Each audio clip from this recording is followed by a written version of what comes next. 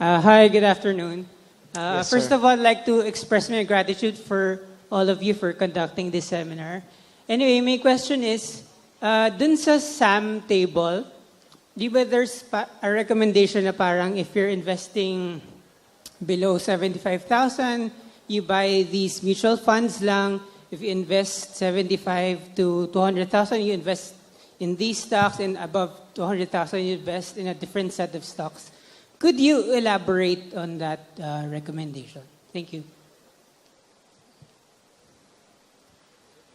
Okay, Brother Bo will be the one to answer that for you, bro. Wow.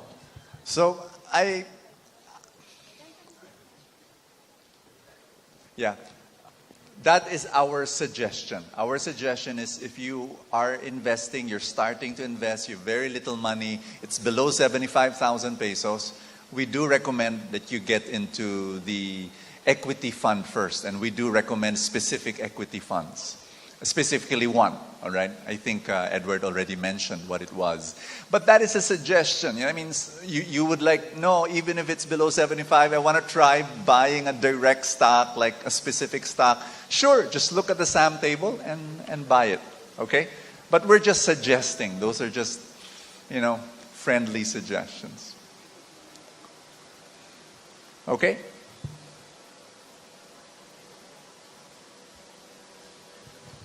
Any more questions? Yes, si Sir yata may question niya. Hello po. According to some table pa din,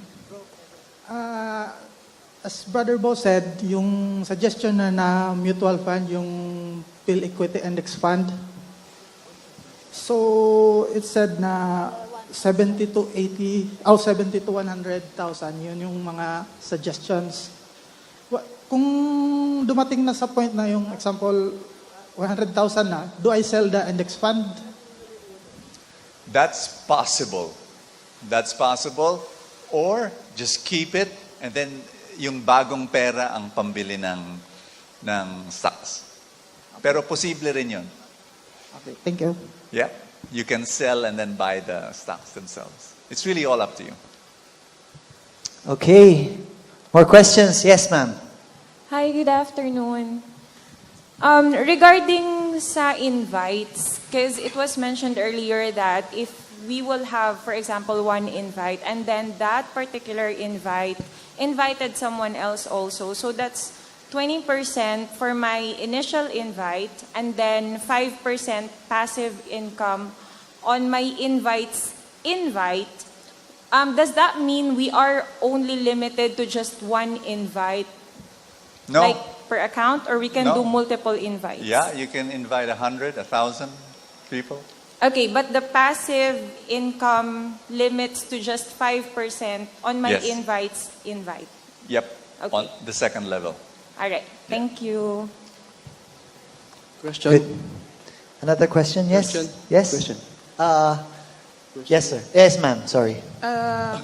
What happens to the account, for instance, because this is COL, di ba, you open an account, you know, you have your username and password, and then you have your investments there. What happens if all of a sudden the investor dies? What happens to the account? Okay, so first of all, ma'am, we have to know if it's an individual account. So if it's an individual account, something happens to the account holder, may legal process po na pagdadaanan. Okay? But the family can claim naman, and but again, may legal process siya kasi we're not like the insurance sa my beneficiary. Okay? But what you can do, you may opt for a joint or account wherein dalawa kayong account holders. For a joint account, if something happens to one of the account holders, the other one can just easily withdraw. Okay? You can actually modify your existing individual account and make it a joint with your spouse, with your kid who is of legal age, or someone trusted, of course, of legal age. Okay? Follow-up question. Sure, ma'am. So that would be easier, right? If you have To make it a joint na lang. Oh. Yes. Now, dun sa If you have a minor, diba, and you're the one... The parent. The parent. Mhm. And The same thing, you go to legal, if you don't have a joint user, I suppose. no, the interest for account is for the kid. Yes. Okay, so even if something happens to the parent, the other parent can just take over, pero the account kasi is for the kid. Okay, so sa kanya talaga mapupunta yun. Okay. Right? Thank you. Yes, ma'am. Next. We'll probably close in a while. We have to, but yes, please. Hi, good afternoon. I have a question. Siyempre, in few years' time, we'll got multi-million account na sa COL. Absolutely. Financial. But my question is it PDIC member, Philippine Deposit Insurance? No, it's not. We have what we call Philippine Depository Trust, PDTC naman, okay? Wherein, sige, to clearly clarify this one to you. So you are invested in the company, in the stock market, okay? So if, ang concern natin, ma'am, if something happens to COL Financial, if COL Financial closes, you are still invested in that company.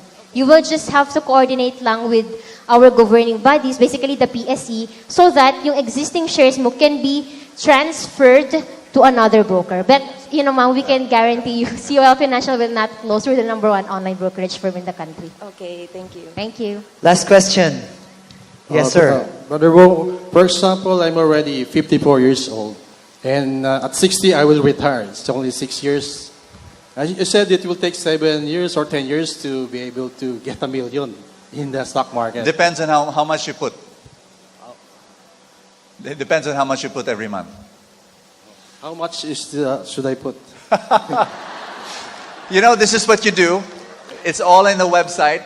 You go to TrulyRichClub.com/retirement calculator. Everybody, remember that. Go to that. TrulyRichClub.com/retirement calculator. Just fill in the blanks. Fill in how much you put every month, how much you want to put every month, how much, and then put, let's say, 12% or 13%. Just play around with the figures, and then you'll be able to find out how much you need to put to come up with 1 million pesos. Thank you. But you're still young. Go ahead, make it happen, man. Thank you. Thank you. Make it happen. We'll have a last question, okay, before we close. I'd just like to know the charges whenever we buy and sell. Good. The charges, the commission of COL Financial, ma'am, is 0.25% of the gross amount of your buying and of your selling, okay, or selling transaction. So 0.25% or 20 pesos, whichever is higher. The gross amount is based on the full amount with the capital in it. Yeah, the way you have to multiply the market price with the board lot in order for you to know that's the gross amount. Okay. Can I invite everybody to, this is. I really want to end with a bang. Would it be okay that you leave your seats and you actually go near the stage? That's how we're going to end. We're just going to come together in prayer and